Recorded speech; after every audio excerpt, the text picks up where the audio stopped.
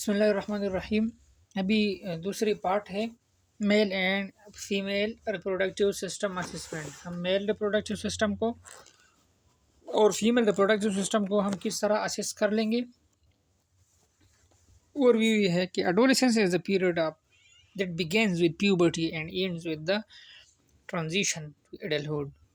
Adolescence क्या है कि वो एज जो कि प्यूबर्टी से बलूगत से शुरू हो जाती है और ट्रांजिशन टू एडल्टहुड और एडल्टहुड तक जाती है। 20 साल के बाद एडल्टहुड शुरू हो जाती है।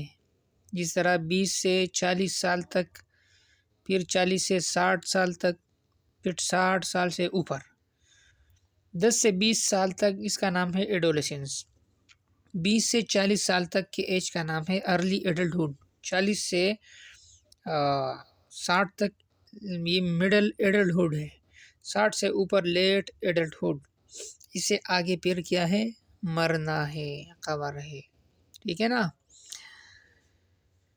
तो हम इसमें ये करेंगे physical changes associated with puberty. बलूगत में जो कि फिजिकल चेंजेस आते हैं बॉडी में, लड़कों में लड़कियों में, वो फाइंड आउट करने की कोशिश करेंगे। And are triggered by hormone, जो कि हार्मोन की वजह से हो जाती है। Growth hormone, androgen, estrogen. Female में secondary sexual characteristic estrogen hormone का कारनामा है। मेल में एंड्रोजन हार्मोन का कारनामा है कि मूंछ निकल आई, दाढ़ी निकल आई, बाल में बाल निकल आए। फीमेल में ब्रेस्ट डेवलप हो गई, बाल में बाल का निकल आना, प्यूबिक एरिया पर क्या हो जाना, बाल का निकल आना, और वॉइस में चेंजेस आना। ये सारी चीज़ें क्या है, एसएससी है। सेकेंडरी स्कूल सर्टिफिकेट नहीं, बल्कि secondary sexual characteristic. Cognitive changes, जहन में तब्दीली, including improvements in complex and abstract thoughts, सोच में तब्दीली, as well as the development that happen at different rates and distinct part of the brain, दिमाग में तब्दीली। And increase in adolescence propensity. Propensity का मतलब ये है भाईजान के रुझान फॉर रिस्क बिहेवियर, वो रिस्क लेता है रवैये में। Because increase and sensation seeking and reward motivation, reward के लिए, मोटिवेशन के लिए प्रोसीड आगे निकल आती है। इंक्रीज इन कॉग्निटिव कंट्रोल, तो उसका सारे ये चेंजेस आ जाती है। ठीक है ना। सेक्सुअल डेवलपमेंट, लड़कों में और लड़कियों में सेक्सुअल डेवलपमेंट के बारे में हम स्टडी करेंगे। Initially there is a growth spot, अचानक से। ग्रोथ का मतलब है निशुनुमा, स्पॉट का मतलब है अचानक से ग्रोथ हो जाती है। Followed by the first part of sexual maturity, sexually वो मेच्योर हो जाता है। Where primary sexual characteristic develop, primary sexual characteristic develop आ जाती है। And changes into internal reproductive organ, और रिप्रोडक्टिव ऑर्गन में चेंजेस भी आ जाती है। For male there is a growth in testis, testis की बड़े हो जाती है, पीनस बड़ा हो जाता है। स्क्रोटम, स्क्रोटम वो पाउच होता है जिसके अंदर टेस्टिस पड़ी हुई होती है। एंड स्पर्माची और द फर्स्ट एजुकेशन और सीमन आकर, जब पहली बार लड़कों को क्या हो जाता है, इहतिलाम हो जाता है, तो उसका नाम है spermarche. This is because occurs between years 11 to 15 years of age, 11 से लेकर 12 से 15 साल के दरमियान उसको इहतिलाम हो जाता है। फर्स्ट फॉर फीमेल क्या है, यूटेरस ग्रो, उसकी यूटेरस बच्चीदाना बड़े हो जाती है कलर में, साइज में। एंड मीनार्की, मीनार्की क्या है, फर्स्ट जिसको मेंसेस हैज़ की बीमारी आ जाती है, उसका नाम है मीनार्की। और लड़कों को जब फर्स्ट इहतिलाम हो जाता है, इसका नाम है स्पर्माची। और द फर्स्ट मेंस्ट्रुअल पीरियड आकर फर्स्ट फीमेल को फर्स्ट आ जाती है। द फीमेल गिमीट्स, उसके जो गिमीट्स है which are stored in ovary, जो कि ओवरी में अंदर स्टोर होती है। आर फ्रोजन एट बर्थ, वो जो पहले से बर्थ में मौजूद होते हैं ओवरी में, लेकिन इमेच्योर होते हैं। बिगिनिंग एट प्यूबर्टी, जब बलूगत तक पहुंच जाती है लड़की। वन ओएम राइपन्स, एक अंडा ये रेप हो जाता है। रेप का मतलब पक जाती है। And release about every 28 days, और 28 दिन के ऊपर वो रिलीज हो जाती है during the menstrual cycle, menses के साइकिल में। आपको किस तरह पता चलेगा या पता चलेगी आपको कि एग रिलीज हुई है, क्वेश्चन है। आपको ऐसे उस वक्त पता चलेगा जब आपका टेम्परेचर नॉर्मल से 1 डिग्री ज़्यादा हो। 1 डिग्री अगर नॉर्मल से ज़्यादा हो उसी दिन, तो आपको पता चलेगा कि एग रिलीज हुई है, और क्रेविंग उसी दिन क्रेव वो करती है, उसकी ख्वाहिश होती है एक फीमेल की कि वो कपुलेशन करे। तो आपको इस तरीके से पता चलेगा। Stress and higher percentage body fat, जब स्ट्रेस हो या बॉडी फैट ज़्यादा हो can bring menstruation at younger ages. Stress की वजह से और जब फैट ज़्यादा हो, फैट की डाइट लेता हो, तो यंगर एज में उसको क्या क्या हो जाता है, इहतिलाम, सॉरी, मेंस स्टार्ट हो जाती है। The second part of secondary sexual character occur with the visibility of secondary sexual characteristics में आ जाती है। These are the physical changes not directly linked with reproduction but signal sexually maturity.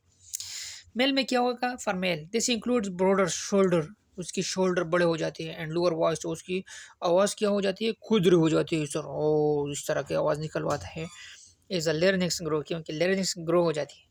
Hair become course, खुदरी हो जाती है, बाल dark हो जाते हैं, and hair growth occurs in the pubic area में, बगलों में, और दाढ़ी निकल आती है, मोस्टाशेस निकल आ जाती है।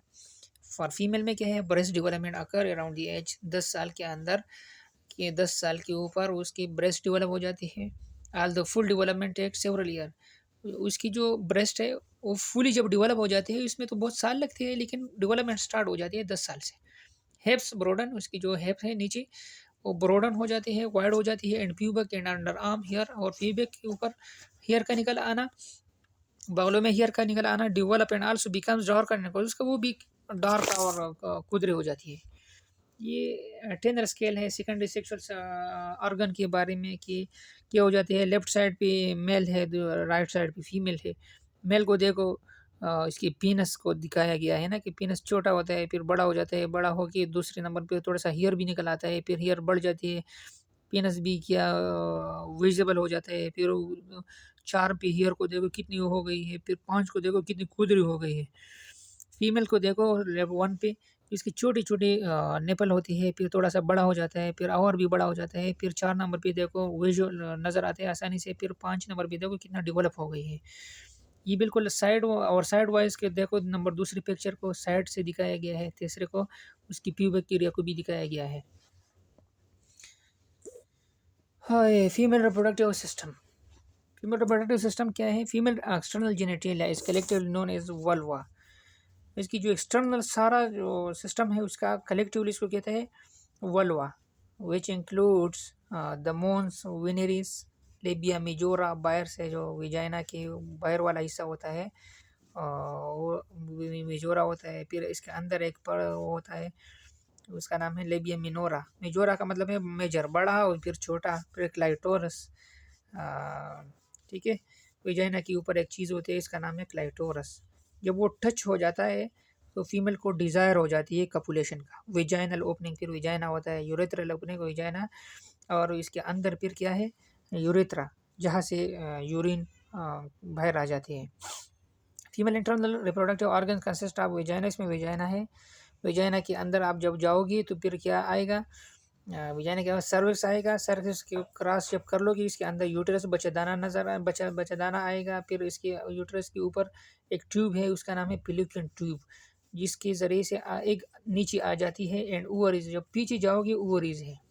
द यूटेरस होस्ट, यूटेरस में क्या ये मेहमान नवाजी करता है। अब डेवलपिंग पेट्स, छोटे बच्चे की जब वो पैदाइश की तरफ उसकी पैदाइश हो रही होती है तो उसको मेहमान नवाजी करता है।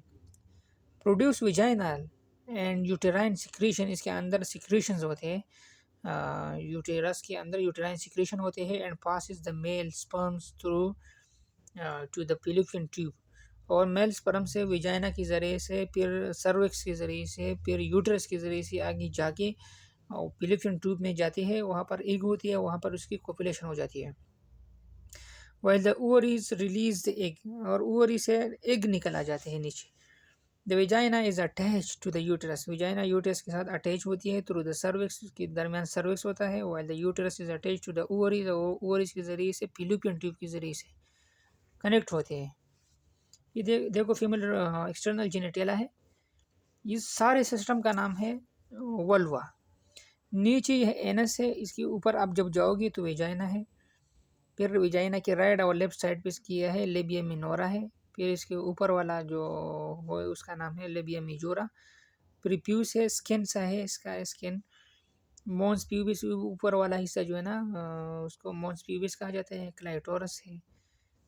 तो ये पिक्चर तो ये भी है, यूटेराइन ट्यूब नीचे से राइट साइड पे क्या है, राइट साइड पे रेक्टा है, रेक्टम है, लेफ्ट साइड पे क्या क्या है, यूरिनरी ब्लैडर दिखाई गई है। इस सारे को आपने क्या करना है, याद करने की कोशिश करनी होगी। असेसमेंट क्या है, परफॉर्म हैंड हाइजीन। जब आप उसके अंदर हाथ लगाना चाहते हो तो आप डॉक्टर के लिए ज़रूरी है, फीमेल और मेल जो भी हो, इसके लिए ज़रूरी है कि हैंड को वॉश करें। पहले आपने इंट्रोड्यूस यूर सेल्फ, इंट्रोडक्शन करना है, कन्फर्म आईडी और उसका आइडेंटिफिकेशन करनी है। ऐसा ना हो कि एक नाम की दो फीमेल हो हैप्पी वार्ड में, तो बिल्कुल आपने नाम भी पूछना है और डेट ऑफ बर्थ भी पूछना है, या एमआर नंबर भी पूछना होगा या देखना होगा। Explain the process to the patient, आपने पहले उनसे बताना है, कंसेंट लेना है कि मैं ये काम कर लूँगा आपकी बेहतरी के लिए। यूज़ अप्रोप्रिएट लिसनिंग, आप उनसे बात को सुनने की कोशिश भी करो। एंड क्वेश्चनिंग स्किल, और जब आप उससे क्वेश्चन करते हो आप स्किलफुल हो, खुदरी अंदाज में क्वेश्चन ना करो। लेसन, आपने सुनना भी होगा। And attend the patient cues, अगर जो इशारे कर रहे हैं, अनएसीनेस फील वो कर रही है, तो आपने उसका क्या करना है, आपने उसको थोड़ा सा रेस्ट देना है ताकि वो रिलैक्स हो जाए, फिर आपने स्टार्ट करनी है अपनी assessment. Ensure patient privacy and dignity, उसकी इज्जत का ख्याल रखना है, उसकी प्राइवेसी का ख्याल रखना है।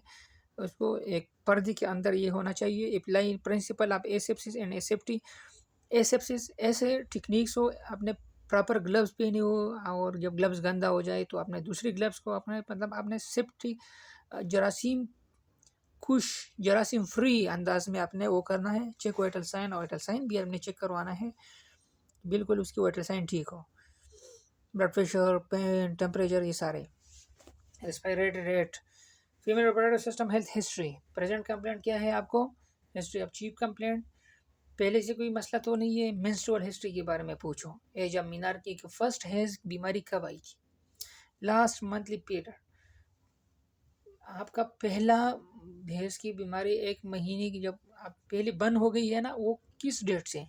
एनी चेंजेस और पेन रिलेटेड टू मेंस्ट्रुएशन, हैज में कोई बीमारी जो है इसमें दर्द तो नहीं होता, या ज़्यादा तो अपना टाइम से 5 दिनों से ज़्यादा तो नहीं है, कम तो नहीं है, नॉर्मली है। इसकी बीमारी में 60 ml ब्लड एक फीमेल से लॉस हो जाती है, 60 ml। तो आपने देखना होगा।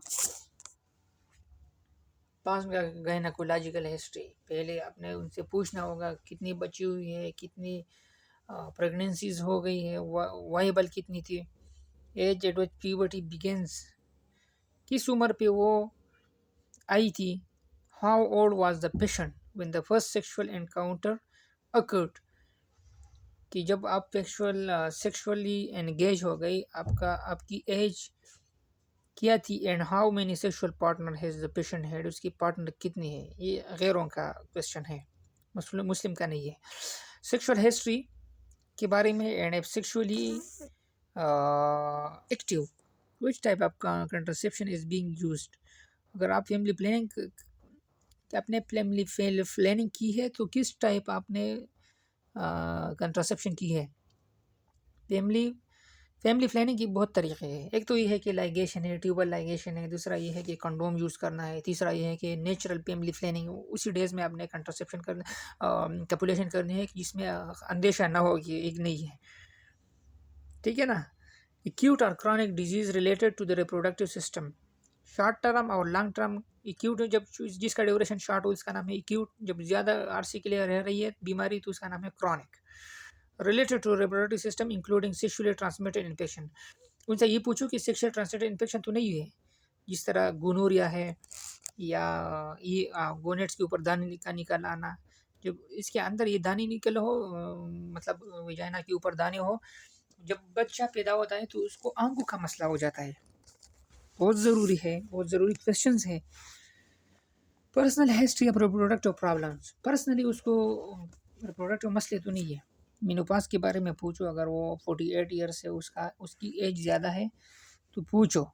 Eight what age did menses slow, कि किस उम्र पे उनकी मेंसेस स्लो हो गई थी, इरेगुलर हो गई थी, स्टॉप हो गई थी, what symptoms are occurring, itching तो नहीं है सिम्टम्स में, या इरिटेशन तो नहीं है, मूड स्विंग तो नहीं है। पहले मैंने आपको बताया कि जब मेनोपॉज़ हो जाती है तो औरतों को ये मसले होते हैं जिसकी वजह से वो हार्मोन रिप्लेसमेंट थेरापी फिर करती है।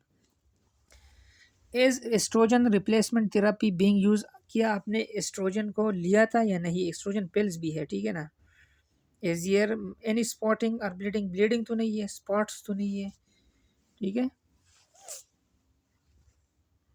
तो इसमें एक क्वेश्चन है, क्वेश्चन ये है कि इसके लिए एक टेबलेट्स है, इसका नाम है डाई इथाइल स्टेबिस्ट्रोल। ये नॉन स्टेरॉयडल एस्ट्रोजन मेडिकेशन है। मेनोपॉज के बाद औरतें उसको ले लेती है ताकि वो जो सिम्टम्स होते हैं, ड्राइनेस होते हैं, सारी चीज़ें, तो उसको कंट्रोल करने के लिए। ऑब्स्टेट्रिक हिस्ट्री, बच्चों की पैदा, कितने बच्चे थे आपके, कितनी प्रेगनेंसी थी, बच्चे थे, टाइप ऑफ डिलीवरी अब ईच बर्थ, हर बर्थ में किस टाइप का था। मतलब इसका मतलब ये है कि नॉर्मल वेजाइनल डिलीवरी हो गई थी, या सी सेक्शन हो गई थी, या माइनर कट लगी हुई थी, तो इसके बारे में आपने पूछना होगा। Any complication for pregnancy, pregnancy में कोई कम्प्लिकेशन तो नहीं हुई थी, मतलब ब्लीडिंग ज़्यादा हो गई थी, या प्री इक्लम्शिया तो नहीं था, इक्लम्शिया तो नहीं हुआ था डिलीवरी में, पोस्टमार्टम जब बच्चा पैदा हुआ था उसके बाद किस तरह चेंजेस सेहत में आ गई थी, पोस्ट मेडिकल, पहले मेडिकल, सर्जिकल, सोशल हिस्ट्री, इलाके घर का के बारे में पूछो, फैमिली हिस्ट्री के बारे में पूछो। आप रिप्रोडक्टिव प्रॉब्लम इंक्लूडिंग इनफर्टिलिटी, ख़ानदान में किसी को इनफर्टिलिटी का मसला तो नहीं है, बेऔलादी औलादी का, बांझपन का, कम्प्लिकेशन ड्यूरिंग बर्थिंग, बर्थ में कोई मसला तो नहीं है ख़ानदान में, और जेनेटिक और congenital disease, medication and drug history के बारे में पूछो, क्यों मेडिकेशन तो नहीं ले रही है, न्यूट्रिशनल हिस्ट्री के बारे में, मल न्यूट्रिशन है, और सम डाइट रिलेटेड डिजीज़ है, मतलब iron deficiency can cause fatigue and low libido. जिस लड़की में या औरत में आयरन कम हो तो एज रिटायर्ड हो जाएगी, क्योंकि एज भी है, हेमोग्लोबिन कम होगी, जब हेमोग्लोबिन कम हुई तो ऑक्सीजन किस तरह जाएगी अंदर, जब रिस्पायरेशन सही नहीं होगा, रिस्पायरेशन सही होने तो एटीपी सही प्रोड्यूस नहीं होगा, तो फटीग, थकावट होगी, एंड लो लिबिडो, और जो सेक्सुअल पावर है कपुलेशन के टाइम वो बहुत लो होगा, ठीक है ना। तो ये आपने करना होगा, लो लिबिडो। मेरे ख्याल में वीडियो बहुत लंबी बंद हो रही है, तो हम तीसरे पार्ट में इसको कवर करने की कोशिश करेंगे।